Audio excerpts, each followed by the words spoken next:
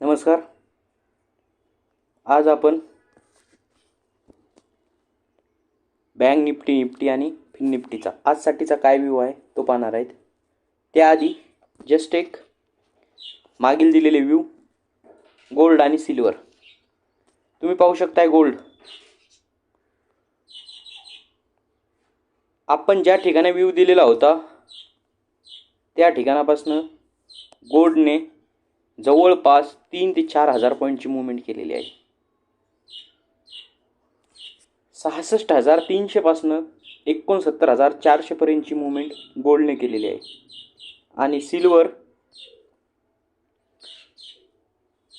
देखील पाहू शकताय. लगभग आपण 69-70 हजाराच्या आसपास व्ह्यू दिलेला होता. त्या ठिकाणापासून पहिला मूवमेंट 78 हजाराचा दिला आणि अगेन 74 हजारापासून सिल्वर 76 हजारापर्यंत आलेला आहे. हे मागील व्ह्यू होते. त्यानंतर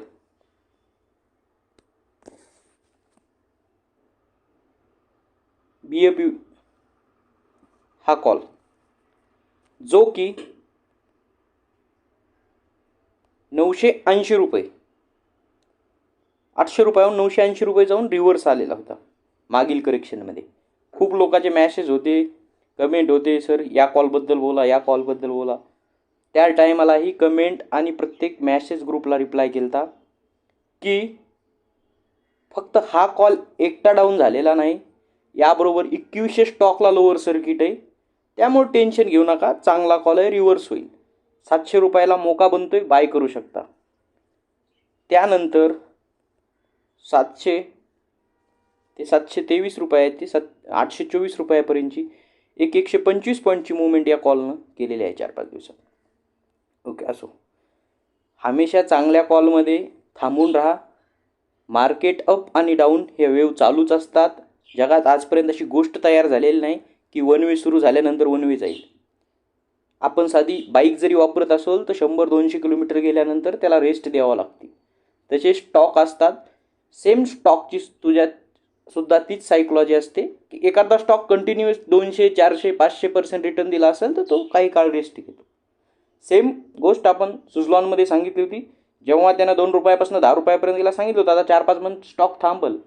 12वरून 18 गेला तिथंही थांबला. 18वरून 24 गेला थांबला. 24वरून निघाला 32-36च्या आसपास थांबला.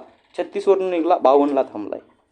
प्रत्येक स्टॉकमध्ये सायकल असतात, त्यांचा एक रेस्टचा टाईम असतो. प्रत्येकाचं व्ह्यूअर वेगळं असतं. एखाद्याला 5 मिनिटामध्ये ते रिकवर होऊ शकत असेल. तुम्ही जर एखाद्या वाटसोर असाल, तुम्ही कुठं तर विश्रांती घेतात चालत असल्यानंतर, कुणी अर्धा घंटा थांबल, कुणी 1 घंटा थांबल, परंतु तो कंटिन्युअस करणार आहे त्याचा प्रवास. सेम स्टॉकमध्ये देखील याच गोष्टी असतात, परंतु ज्याला समजते त्यासाठी आहे. बाकी तुम्ही एक स्टॉक झाला की दुसरा स्टॉक झाला की अशा उड्या मारू शकता, परंतु चांगल्या स्टॉकमध्ये लॉंग टर्म थांबा, खूप चांगला बेनिफिट मिळेल. ओके, चला, आज जर पाहिलं तर आज तुम्हाला फिन निफ्टीची एक्सपायरी आहे किंवा फायनान्स निफ्टीची एक्सपायरी आहे.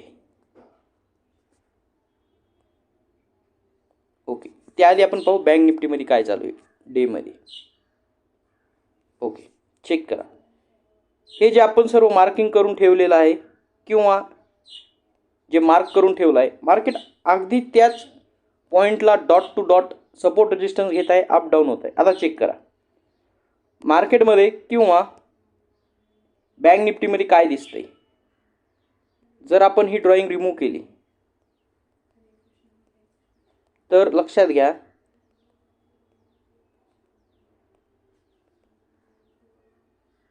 चेक मार्केट काय करतंय. आपण जो लाईन ड्रॉ केली या लाईनमध्ये रेजिस्टन्स फेसिंग एरिया मार्केटचा, लगभग या लाईनपासून ती या लाईनपर्यंत हा जो एरिया बनलेला आहे हा मार्केटनं रेजिस्टन्सचा एरिया बनला आहे. तसंच आपण एक अजून सिंपल व्हावं यासाठी एक तुम्हाला दाखवतो की मार्केट अशा पद्धतीनं सुद्धा एक रेजिस्टन्स फेस करत आहे, जो की मी मनानं सांगत नाही, बॅक हिस्ट्री सांगते त्याची. चेक,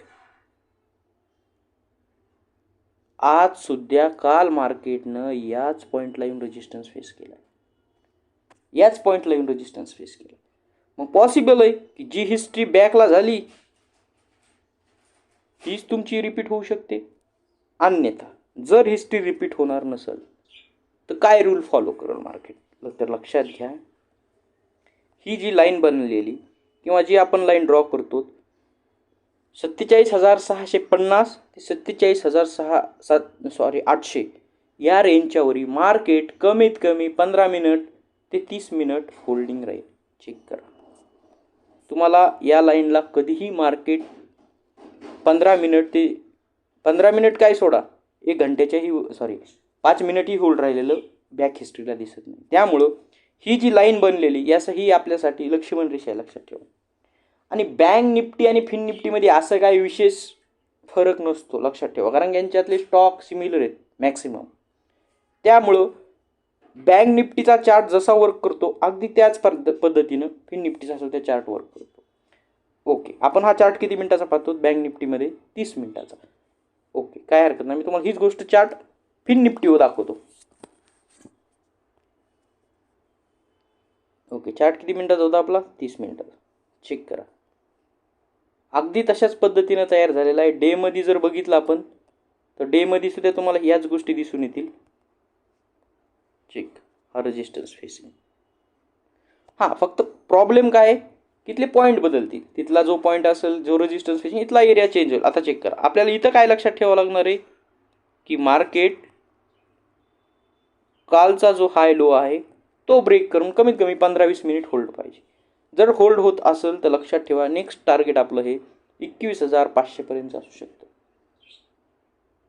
तो 21,500-400 पॉईंटची मुवमेंट आज देणार नाही, किंवा 300-400 जी पॉईंटची मुवमेंट आहे तेव्हा आज देणार नाही, परंतु येणाऱ्या काळातलं जे टार्गेट असेल ते असेल. आज याचा 0 to 0 जर आपल्याला मार्केटनं 21,250च्या वरती अपसाईडला मुवमेंट करत असेल आफ्टरनूनला किंवा 1 नंतर, तर लक्षात ठेवा की मॅक्सिमम ट्राय करा की कॉल साईडला मार्केट जाईल.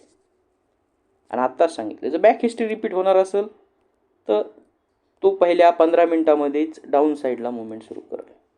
पहिल्याच 15 मिनिटामध्ये मार्केट पडताना कुणाचाही विचार करत नाही, लक्षात ठेवा. पडण्याची सगळ्यात प्रोसेस काय असते लक्षात घ्या, फास्ट सडन मुवमेंट होतो. तुम्ही हिस्ट्री चेक करा, चढताना मार्केट खूप टाईम घेईल, पडताना बघा 2-3 कॅन्डल, इथं बघा, लांब कशाला जायचे आपण, या ठिकाणी चेक करू. मार्केट इथनं मुवमेंट करताना, पडताना चेक करा, 1 कॅन्डल, 2, 3 आणि 4-5 कॅन्डलमध्ये तर डायरेक्टली 50-60% फॉल दिला. म्हणून लक्षात घ्या, मार्केट जी चढताना प्रोसेस करतं ना त्याच्या कितीतरी फास्ट पडतं. म्हणून खूप लोक म्हणतात की बुल मार्केटपेक्षा बिअर मार्केटमध्ये पैसा जास्त होतो. कारण की आपण कुठल्याही स्टॉकची जरी हिस्ट्री घेतली, एखादा स्टॉक 3-4 वर्ष लागू शकतो की 600 रुपयावरनं 1000, 1200, 1500 जातो, परंतु एका मंथमध्येही तो रिटर्न येऊ शकतो त्या ठिकाणी. लांब कशाला, उदाहरण पॉलिकॅप चेक करा, तो 800 रुपयाचा 5600 रुपये जाण्यासाठी 4-5 वर्ष लागले, 3-4 वर्ष लागले, आणि 15 ते 20 दिवसामध्येच तो स्टॉक 5600 रुपयावरून 3800 रुपयाला आलेला होता. त्यानंतर तुम्ही अडाणीचे स्टॉक चेक करा, 4200 रुपयाचा स्टॉक 800 रुपयाला येण्यासाठी लई 1 मंथ लागला होता. त्यामुळे स्टॉक चढतो जेवढा तेवढाच पडतो फास्ट. सेम प्रोसेस ही बँक निफ्टीमध्ये लागू होते. ज्या पद्धतीने बँक निफ्टी वरती जाते त्याच्या कितीतरी फास्ट पद्धतीने लवकर खालती येते. म्हणून एक गोष्ट कायम लक्षात ठेवायची आपल्याला की मार्केट पडणार आहे कसं समजून येतं, फास्ट प्रोसेस असते. तुम्हाला पहिल्या 15 मिनिटामध्येच तो डायरेक्टली 400-500 पॉईंटचा फॉल देईल, त्यानंतर तुम्ही दिवसभर धीरे धीरे येईल, परंतु पहिलीच मुवमेंट जी असेल ती तुम्हाला एंट्री पण करून देणार नाही. म्हणून लक्षात ठेवा, यासाठी आपल्याला लक्षात ठेवायचं की पहिले 15 मिनिट मार्केट कुठल्या डायरेक्शनला जाते आणि ज्या डायरेक्शनला जाईल ते पुढच्या 15 मिनिटामध्ये फॉलोअप घेतं आहे का, आणि घेत असेल तर मार्केट त्याच डायरेक्शनला जाईल. एकदम साधी सिंपल पद्धत आहे मार्केट कुठल्या डायरेक्शनला जाईल हे ओळखण्यासाठी. स्वतः शिका, अभ्यास करा आणि पैसा कमवा. हे जे पण व्ह्यू आहेत हे फक्त मला काय वाटतं चार्टवर हे सांगण्याचा प्रयत्न केलेला आहे. तुम्ही वैयक्तिक अभ्यास करा, तुम्हाला काय वाटतं त्यानुसार डिसिजन घ्या. थँक्यू.